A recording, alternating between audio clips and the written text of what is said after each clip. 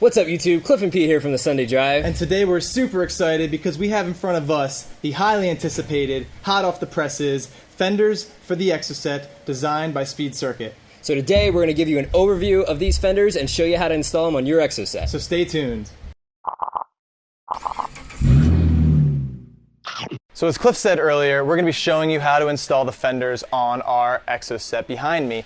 If you find this video to be helpful, or you're interested in seeing any other videos about Exocets, please be sure to subscribe and hit that bell notification to keep tabs on us, because we're going to have a lot more content coming. Now these Fenders are really good looking Fenders. I gotta say, I like the designs that Speed Circuit has put into them. They're made out of aluminum, and you can get them in two different sizes. 9.5 inch and 11.5 inch wide Fenders. You can also get these in two different finishes. So you can get the brushed metal look, and you can also get an anodized finish, which looks really sharp, but that'll add a couple $100s to the order. Either way, awesome looking Fender. One of the biggest things about these Fenders is that it's a full bolt-on kit, and it will come with all of the necessary hardware. So as you can see, we're gonna have bolts necessary to mount everything up. And we have a rear bracket, which is in one piece, and the front bracket, which is actually comprised of two separate pieces, one of which bolts onto the hub of the vehicle. The brackets have pre-drilled holes so that they fit right up to the Exocet. However, there are these flanges that are on the brackets that allow the user to customize the placement of the Fender so that they have in and out adjustability as well as forward and backwards adjustability. So really we're trying to maximize versatility so that it can fit any application. Now one thing I want to say is that this is literally the first set of these brackets to ever be produced. And I want to thank Speed Circuit for allowing us to be a part of this and helping with the R&D of these. Now if your brackets do come with any other modifications to them, have no fear, the installation will still be identical, they'll just be a little bit better. So without further ado, let's get these babies installed and show you how to do it. And the only sockets that you're going to need for this installation is a 13, 14, we need a 19 for our lug nuts, your size may vary, and a 29mm for the center hub.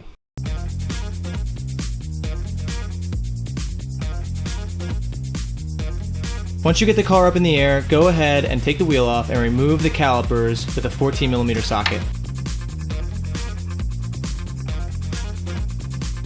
Safely place the caliper out of the way so that it won't fall, and remove the brake disc. Next, you're going to remove the cover for the hub and use a 29mm socket to remove the nut. Go ahead and pull the hub off. The bracket on the passenger side should be installed in this orientation. Notice the flange on the top is facing the back of the car. The hub-mounted bracket is going to use the shorter 13mm head bolts to secure it to the hub. Go ahead and apply some blue Loctite to these bolts so that they don't back off. Go around the 3 bolts and evenly tighten them incrementally. Now reinstall the hub nut and torque it down to 150 foot-pounds. Reinstall the cap. Ah yes, very technical tool here. Put the rotor back on. Ease the next step of the process. Put a lug nut on to hold the rotor in place. Grab your caliper, reinstall it onto the disc, and line up the caliper mounted bracket with the caliper holes. Make sure that the flange is facing up. Now grab the longer 14mm head bolts. Be sure to apply blue Loctite to this bolt as well, because we don't want that to back off.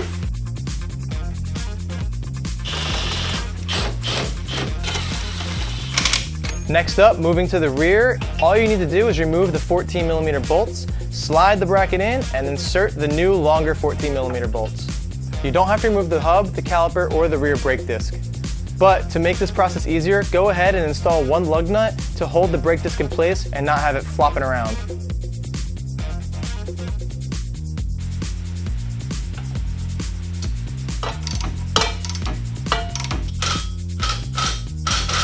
So when you're installing your brackets, make sure everything is lined up properly. There's a few techniques that we used while installing these to make sure that we have everything lined up and square.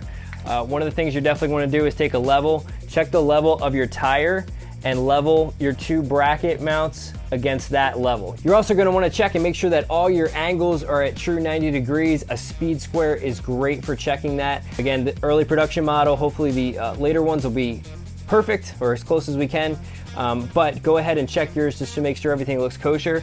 Taking some shims of known heights, we used 1/8" sheet metal in stacks of 6, 7, and 8 to measure the distance between the bracket and the tire. You want to make sure that both brackets are the same height above the tire. One last area you can check is the distance between the two brackets, again, both for the front and the back. Just measuring this distance right here and then measuring it on the inside to make sure that that is even. So here we have the front fender mocked up. This is the first one. And we've drawn a line using a straight edge across the fender to line up over the bracket so that we can make sure that the fender is straight and not torqued either direction. We've also marked the center of the fender. This is the 9.5" fender, so this is 4.75 inches. And we've done the same in the back. So we have these clamps holding it in place. We want to make sure all the lines are straight before drilling any holes. Also wanted to make sure that we're centered left, right over the tire, because as we said before, these fenders are adjustable in and out depending on the offset of your wheel. So here's where I chose to clock the fenders forward backwards. I kind of tried to go with this first fin being flat, horizontal to the ground. Also, you'll notice that these bars extend past the fender. That's because these will work for the 11.5s, and you're supposed to cut them to the length that you desire. So that's by design. And yeah, now I'll show you how to drill the holes. So what we're doing is drawing the holes that we're going to drill 4 inches apart. So 2 inches from the center either direction. So I've set these holes back from this line that I know is perfectly straight across the fender. The holes are offset 20 millimeters from this line, as you can see here. Before you drill your hole, you probably want to use a punch and set some punch marks in the fender so that the drill bit doesn't dance around. In this case, I'm using a 21/64 drill bit, which is slightly larger than the size of this fastener.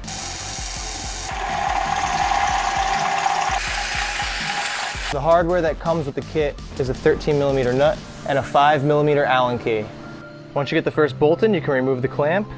And if you take a look under the fender, you can see that the M8 18 millimeter long bolt just reaches all the way to the end of the lock nut.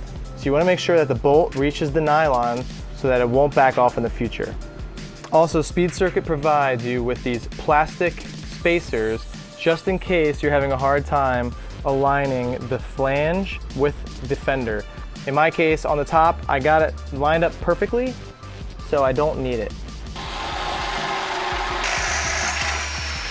So what I'm going to do is remove the first bolt that I put in and make a jig so that I can ensure that every hole that I drill from here on out will be exactly how I need it.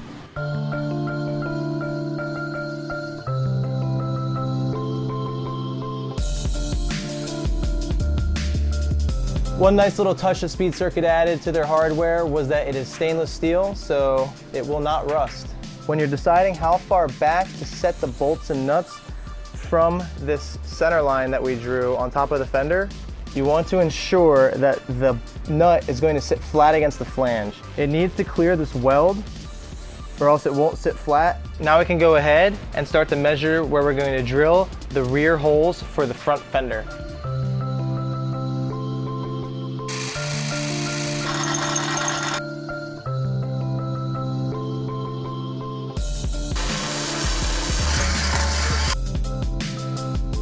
Now that I've gotten all 4 fasteners holding the fender to the bracket, we can go ahead and cut off the excess bracket. So you're going to take a marker and mark along the line of the fender. Drop my marker. Now we're going to measure a 1/4 inch in from this line that we just marked, and then we're going to angle it so that you can't see the bracket, so that it's got a floating kind of look to it.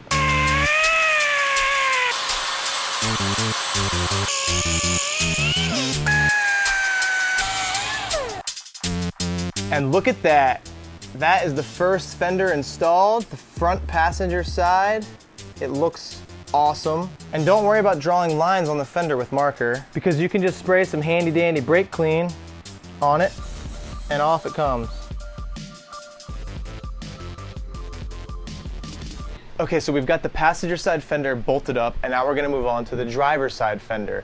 Now I have some clamps holding it in place, and what I'm trying to do is figure out how forward and backwards that fender should be rotated. So what I've done is I've created a cardboard template so that I can figure out the clocking on the driver's side so that it matches the passenger side exactly.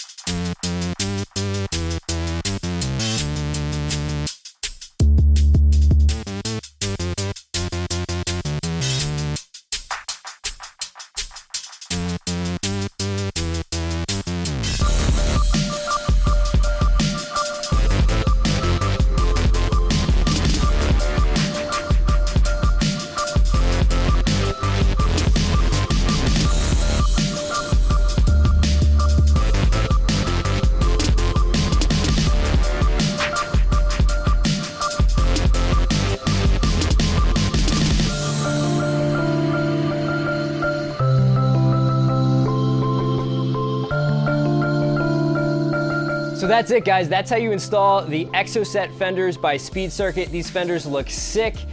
And as we said, the brackets are completely bolt-on, so probably the easiest fenders you can buy for this vehicle to install, and then you do have a little bit of customizability with where you actually place the fenders onto those brackets. So awesome form, fit, and function for these fenders. Now we are running 245 tires, which is about the limit you want to use the 9.5-inch fenders for. If you have bigger than 245, you're probably going to want to step up to the 11.5s. Now one thing to remember is that this is literally the first set off of the production line, straight off the jig, so you may notice some differences in your set when they come in. If anything, those are probably because we've found out some ways to make the design better and more structurally sound. And by we, I mean Speed Circuit, because we're not doing that. But we're happy to be a part of the learning process. All in all, these look great on our 245s. Very happy. You can get these anodized, and that would even look better. If you guys have any comments or questions, definitely leave them below. We're going to have links to purchase these fenders in the description of this video. Again, we want to thank Speed Circuit for hooking us up with these, letting us test them out in our vehicle. We can't wait to get out and use these on the track, and we'll definitely have some follow-up videos with our experience using these. We got these on just in time. We're getting ready to head down to Road Atlanta, and we needed to have these on. So Pete, what, you're packing up the Exocet in like 2 days, so we're down to the wire, but we got it done. And with that said, thank you guys so much for watching. If you found this video helpful or you liked it just for no reason at all, please give us a big like and subscribe, and thanks for watching.